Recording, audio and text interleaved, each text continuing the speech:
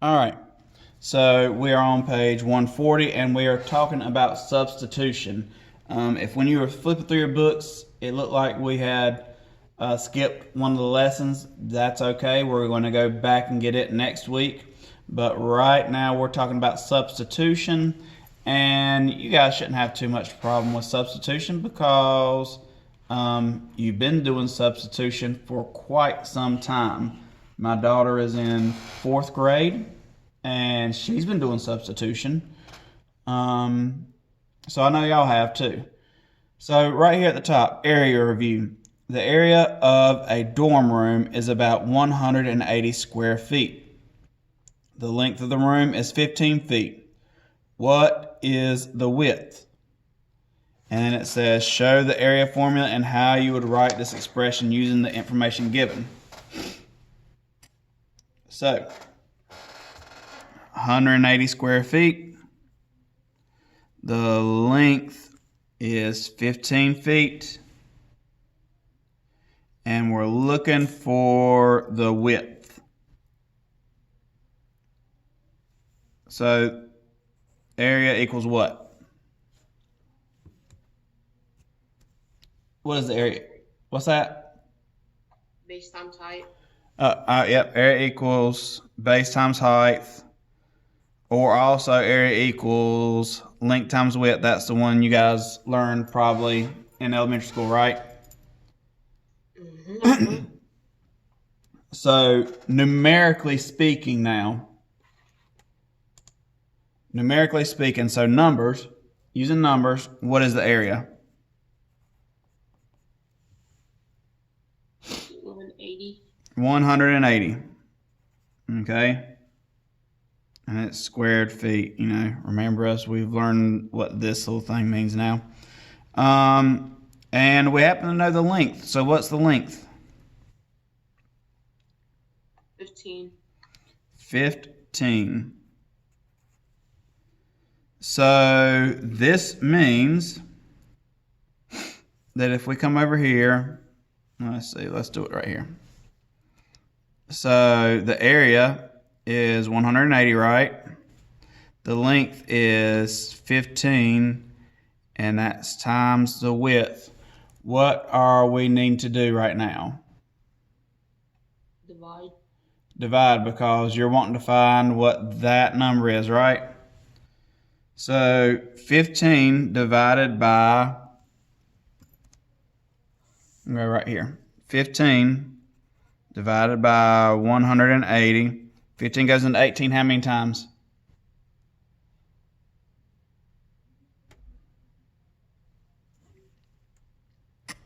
How many 15s can you take out of 18? One. Just one, yes.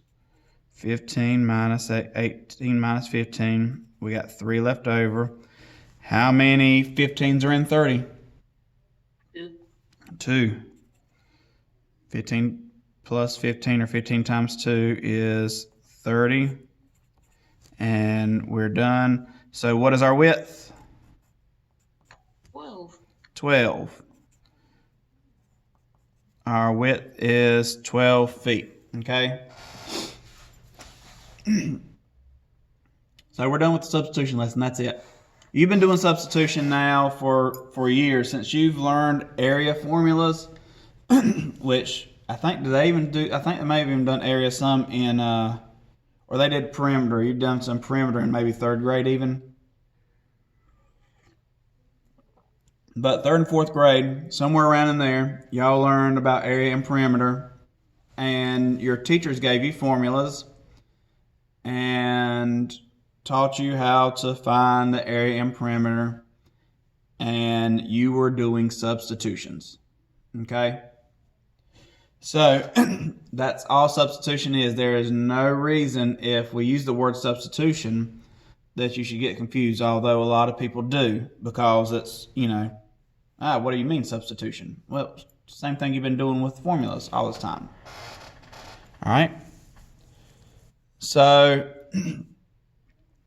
to evaluate an algebraic expression, you must substitute.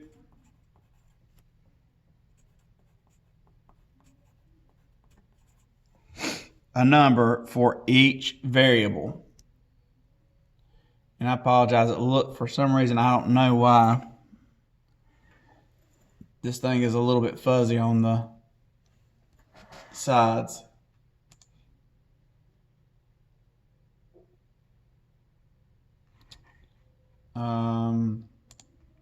Let's see here.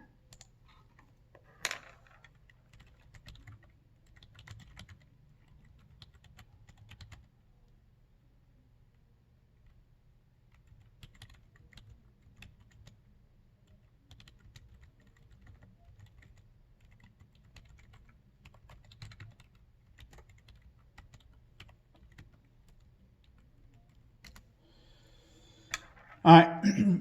So think of substitution as when a substitute comes into your in for your teacher. They are holding their place. So they're not me. They're usually a woman, so not me. But they are kind of taking my place, right? As the adult in the room, they're the person you have to listen to. Not quite me, but they are me. So that's what substitution is, right? So number 2, or if you go to Taco Bell and you want to substitute, I highly suggest substituting black beans for like refried beans, because their black beans are awesome there. But that's something you can do. You're replacing one thing with another thing, right? Number 2, then use the order of operations to find the value of the expression. A reminder, a variable is a symbol holding the position of a number. So after you do your substitutions, you are going to use the order of operations, which we worked on yesterday, and we're going to practice it some more Friday, orders of operation. But you're going to use the order of operation to find your values in these expressions. And remember, variable is a symbol holding the position of a number. That's like usually when we say X or Y, or in the case up here, we had A, B, H, or A, L, W. All those are variables because they can all mean different things, right? Area isn't always going to be 180. If we had a different problem, area might be, 55.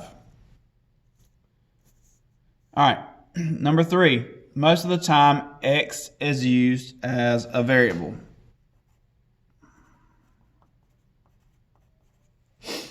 This is why we begin to show other ways to multiply.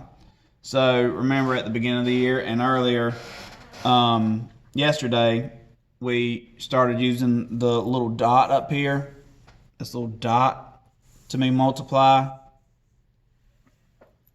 Or we just put the number beside a letter, or the number beside a parentheses, and it means multiply. And this is why. It's because X is a lot of times used as a variable.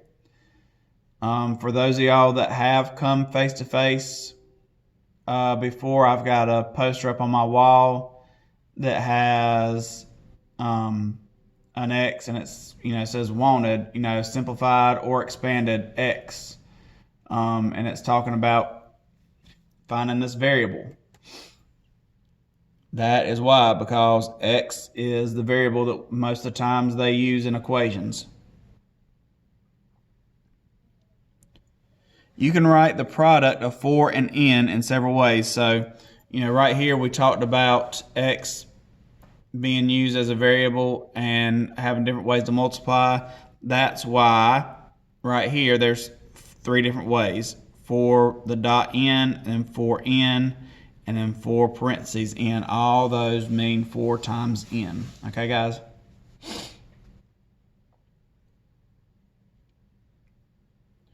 So let's move on to the examples. Example 1. evaluate k plus 10 when k equals 25. So if k equals 25, all we're doing is replacing the k with what? 25. 25. That's all you got to do. And then solve it. 25 plus 10 is what? 35. Right? Real easy. Evaluate 4 times n. Okay, remember that dot means times. 4 times n when n equals 12. So again, 4 times n equals 4 times 12. And 4 times 12 is 48.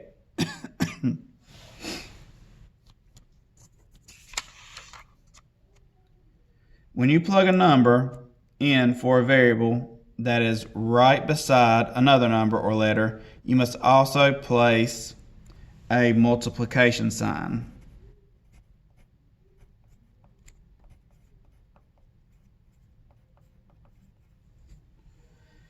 In between the number you plugged in and the number or letter that was already there.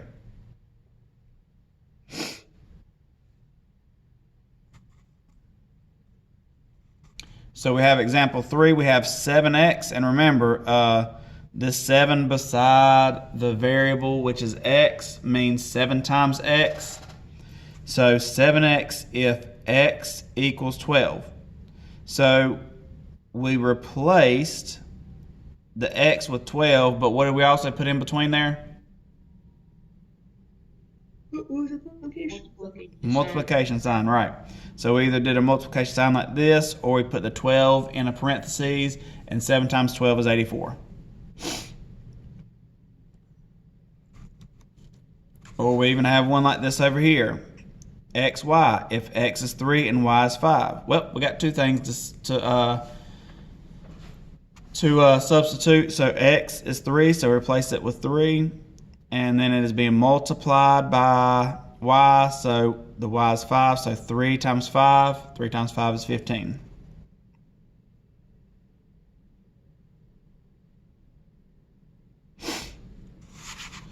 So here's 2 to try out on our own. I am going to do this first one. Evaluate 18 divided by q when q is 1/2. So 18 divided by q equals 18 divided by 1/2.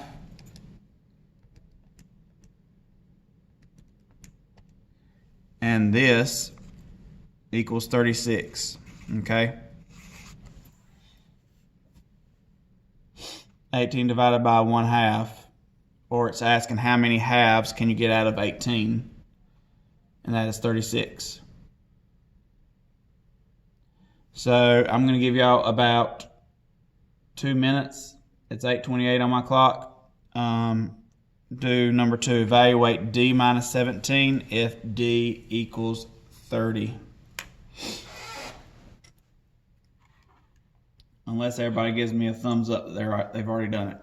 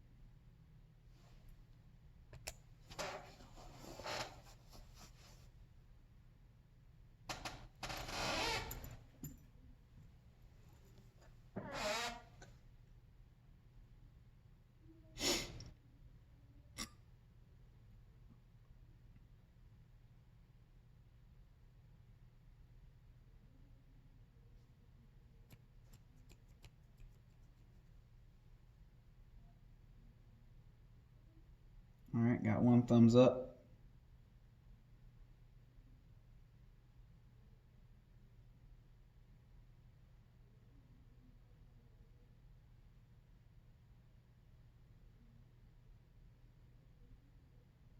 All right.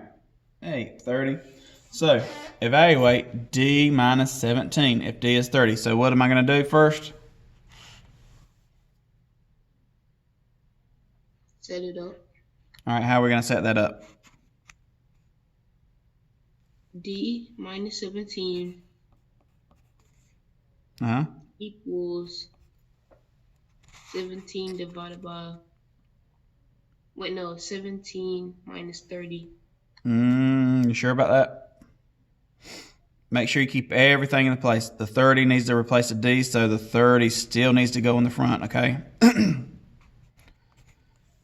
So 30 minus 17, right? Because you want it to look exactly the same, just replaced.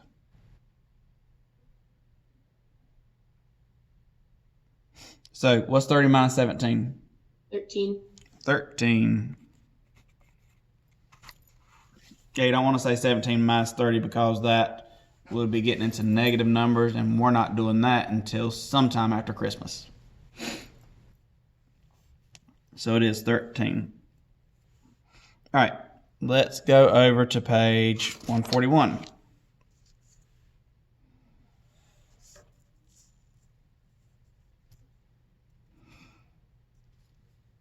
So we have some examples here that have already been done for us. We have evaluate n minus m when n and m. So you're just replacing them, staying in the same order. The m's at the back, the n's at the front. 30 minus 12 is 18. Same thing right here. Evaluate a divided by b when a is this and b is that. So we haven't talked about dividing fractions yet, but here they are dividing these fractions, okay? Evaluate 3x minus 14 when x equals 5. It's 3 times 5 minus 14. Here's where we need to use our order of operations. So do the 3 times 5 first. So 15 minus 14 is 1. And then evaluate n squared plus 8.5 when n equals 2. So that's 2 squared plus 8.5. So 2 times 2 is 4. 4 plus 8.5 is 12.5. Okay? So here are 6 problems here. Go ahead and work on those. Or you know what? We'll work on them together. Let's go ahead and do that. So 1, 2, and 3 here, y equals 6. You see that?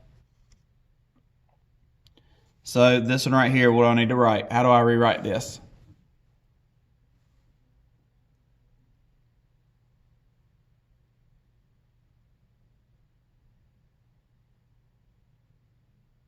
Six to the second power. 6 to the second power. And what else do I write down? Minus 7. Oh, yeah, minus 7. Okay. 6 to the second power is what? Well, yeah, 12. Nope. Remember, you're multiplying 24. 6 times 6. 36. There you go. Remember these exponents, it's this bottom number multiplied by itself, however many times is up here. 36 minus 7. And what does that give us? 29. 29. 29. Okay. The rest of these you should be able to do. Remember 2 and 3, y equals 6. For 4, 5, and 6, x equals 4. I'm going to let y'all go finish those 5 problems. And when we come back at 9 o'clock, we'll go over them, okay? Sound good? I think we got music at 9 o'clock. Oh, I'm sorry. Not 9 o'clock. 11 o'clock. Yes, please go to Miss Hollis. 11 o'clock, when you're coming back to me at 11 o'clock, sorry.